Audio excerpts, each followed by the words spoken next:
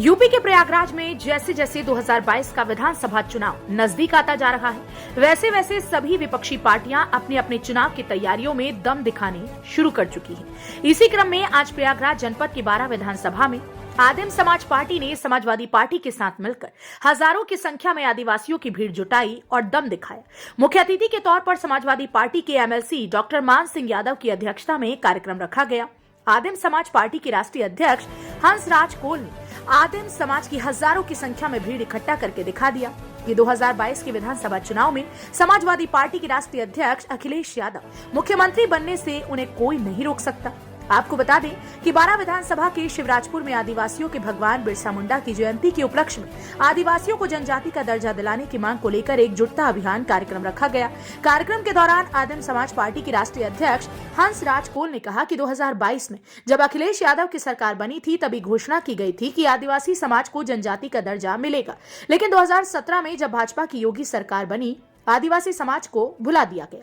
लेकिन समाजवादी पार्टी के राष्ट्रीय अध्यक्ष अखिलेश यादव ने वादा किया है कि अगर 2022 में सपा की सरकार बनती है तो ये वादा रहेगा कि तुरंत पहली ही बैठक में आदिवासी समाज को जनजाति का दर्जा दिया जाएगा। राष्ट्रीय अध्यक्ष ने आगे कहा कि उत्तर प्रदेश की भाजपा सरकार ने प्रदेश की जनता को सिर्फ झूठा वादा किया और जनता को धोखा दिया। अब जनता खासतौर पर आदिवासी समाज समझ चुका है और 2022 के चुनाव में भाजपा सरकार को आदिवासी समाज उखाड़ फेंकने का काम करेगी। हमको चाहिएगा कि हम लोग साथ मिलकर। आज की अपार भीड़ देख के आपको कैसा महसूस हो रहा है? देखिए, सबसे पहले मैं आदिम समाजवादी पार्टी के राष्ट्रीय अध्यक्ष भाई हंसराज कोल जी को बधाई देना चाहूँगा कि जिन महापुरुषों से लोग प्रेरणा लेकर के इस देश को, समाज को, संस्कृति को बचाने का काम करते हैं, ऐसे महान व्यक्तित्व की जयंती के अवसर पर इन्होंने इतना बड़ा प्रोग्राम करके निश्चित तौर पर बधाई का पात्र हैं। और एक बात और मैं कहना चाहूँगा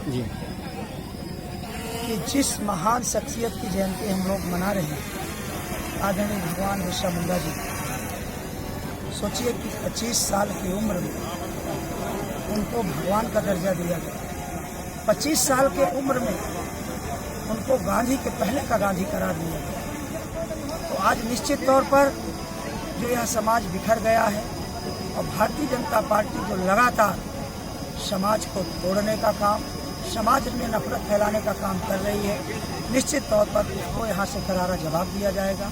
और 2022 में समाजवादी पार्टी की सरकार बनाने के लिए आदरणीय हंसराज कोल जी ने अपने पूरे पार्टी की तरफ से आश्वस्त किया है।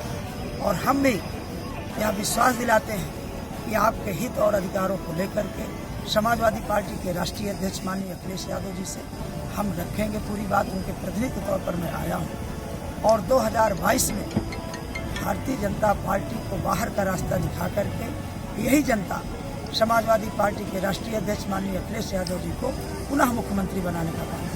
क्या 12 की जनता की जो उम्मीद है कि आदिम समाज पार्टी को क्या 12 से लोकल कैंडिडेट को टिकट दिया जाए, क्या ये उम्मीद यहाँ की जनता मान के चले? देखिए, लोकतंत्र में उम्मीद करना, मांग करना, ये सब लोकतंत्र के दायरे में आता है, लेकिन टिकट डिसाइड करने का काम समाजवादी पार्टी में समाजवादी पार्टी के राष्ट्रीय अध्यक्ष माननीय अखिलेश यादव जी का है। बात रखने का काम मेरा है, मैं बात। सर, सबसे बड़ी मुद्दा यहाँ इस 12 क्षेत्र का है अब खनन।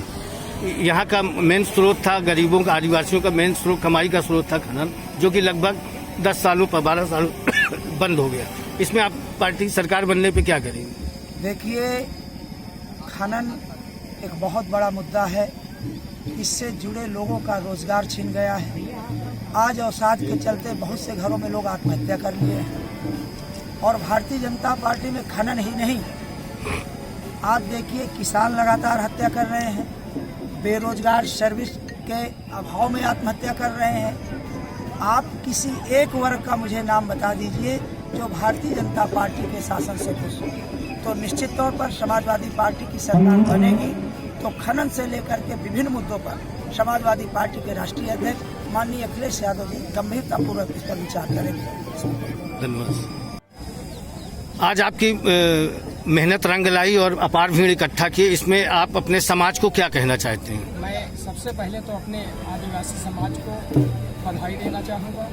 उन्होंने हमारे संघर्ष का जो है कंधे से कंधा मिला करके लोगों ने साथ दिया। मैं इस समाज को बहुत बहुत बधाई देना चाहता हूँ।